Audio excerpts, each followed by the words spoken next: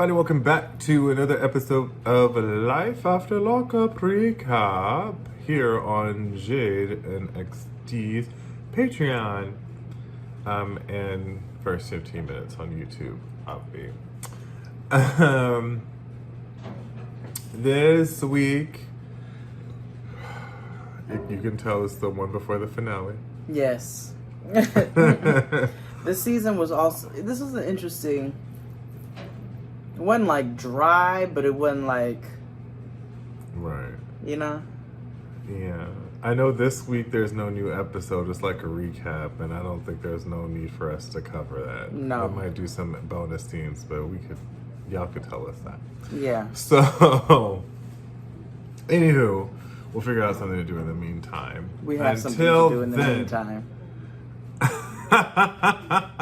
Another Matt Sharp show. You motherfucker. You make good TV, you stupid. Yeah, you make some really bomb TV. I hate it. I hate it. I hate you, and I'm gonna continue to watch. Yeah. So let's keep with Life After Lockup, and let's start with Lil Man and Tiffany Amber Nelson, because let me tell you something. He is petite. He's so small, and his little nipples are so red. Yeah, he's small with the O. Small. Small. What about my old classmate used to say? When we would talk about big titties and little titties, he'd be like Teetles or Toddles. So he's a Teetle. Yes. So, most of his storyline is him working out, or calling himself nipples. working out, shirtless and stuff. You didn't notice they were so red? They look like that little stop button on your iPhone. Yeah. Like, that's how I knew he was white. That's how I was like, oh. Well, yes. Yeah, that is the identifying. After that conversation, I told you.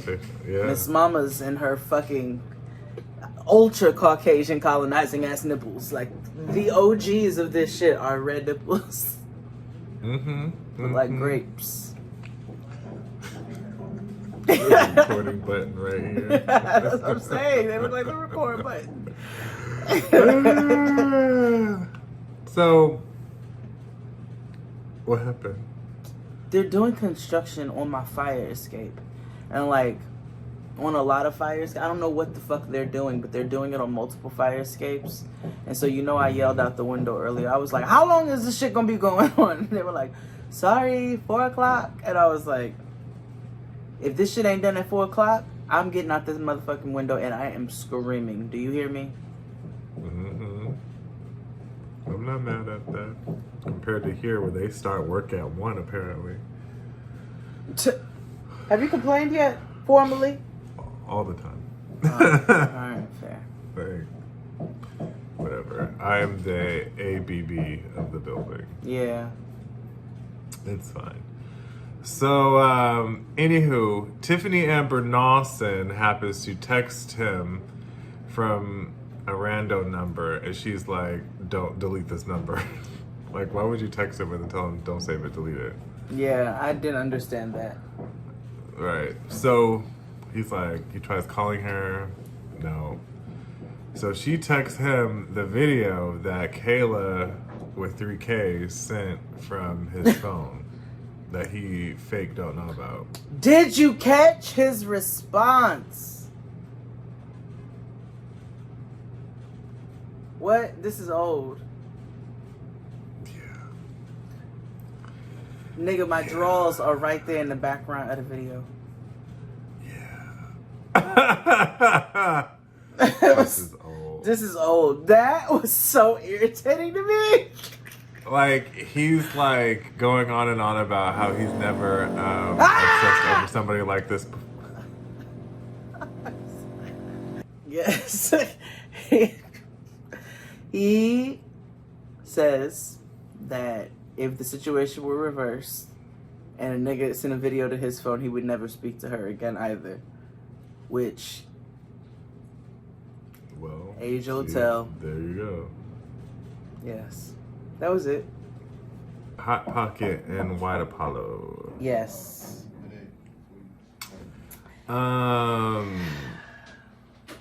So we're back to him asking for the paternity test. Yes. Which I can't believe that he did, because what the fuck? And the doctor looks like the same thing. She looks like she feels the exact same way. She put him, like, he put her in an extremely awkward situation because she was just kind of like, first of all, dummy, the mother has to agree to this shit too. Yeah. And we learn his reason for doing this, which I hate when they do shit off camera because it's like, yeah, okay, this makes me believe that this is fake. You do. But apparently, she's been emailing DK, her exes, one of her exes that White Apollo knows from back in the prison house. And all she did was email this man back. That's it. Right, and it doesn't seem like he's out and trying to be with him. No, no, not by any means. It doesn't seem like nothing funny is going on at all. Mm-mm. But in any case, that's his rationale for it. He tells her, well, our relationship will be stronger because of it. To get the test. Yes. And as dumb as that sounds, she agreed to take the test. First of all, I would have been like, fuck you, get out of my face. Yeah. How dare you? You lucky I'm not going to check, like, cop it off. You know what I mean? She's coming from more of a, she actually made me laugh. I wouldn't have taken the test, but she was like, no, I'm going to take it because your ass is going to feel stupider than what you actually are. The problem is it won't, though. No, because he has no humility whatsoever. He has nothing. Yeah, he's like displays narcissistic qualities. Yes. He thinks he's smarter than her. He thinks he's better than her. He thinks he's more together. He feels like he is her savior. Exactly. I just like, boo, nigga, you the one that was in prison. Right. Whatever. For years. For years. So, he, he's like criticizing her on the way back home, like, is this why you want to postpone the wedding? And she was like, what makes you think that this makes me want to rush into the wedding any further? Like, right. This man told her that she embarrassed herself.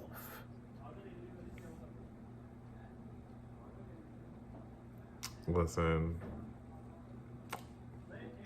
I would have told him, I will kill both of us. Yeah. All three. All three of us in this motherfucker. Like, you have lost it. I probably would have sat there in silence and then leaned over and cause, yeah. What do you mean?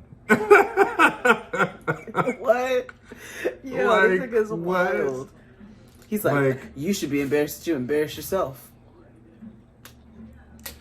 Then he gets home and he's complaining about the plates. And I'm like, he's like, they reminds me of prison plates. But you can buy a whole secret house, but you can't buy no fucking plates. First of all, he was talking about the kids' plates. The little sectioned off ones that they designed, the little colorful ones, because they don't want their food touching. That's what he was talking about, where they got compartments. That's what he didn't like. So he up here washing the baby's plates, talking shit about it.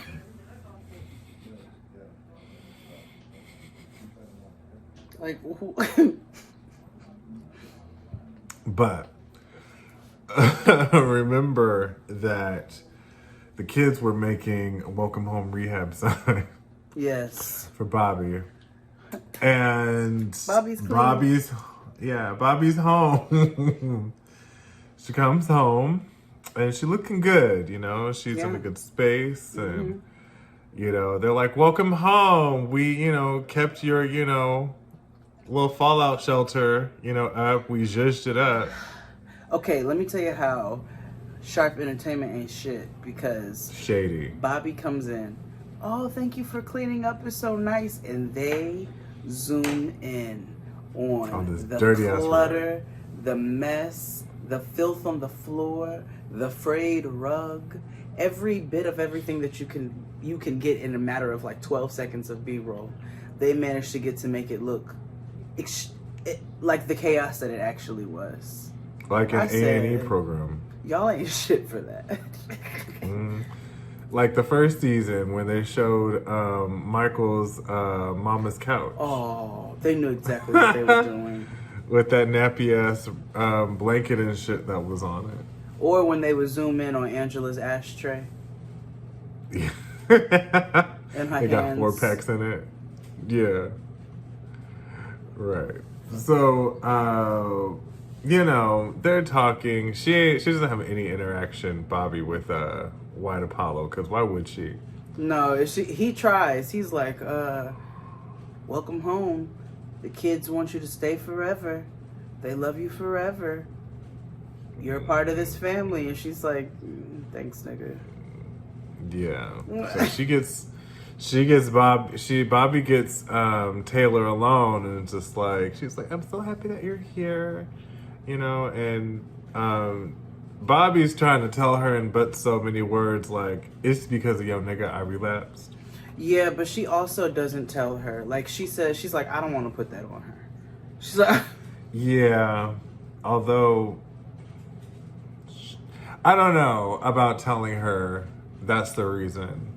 I mean, she gonna find out eventually when she watches the show. Yeah. So my thing is, if you're gonna tell the cameras this, then you might as well tell her. She'll be long gone by then.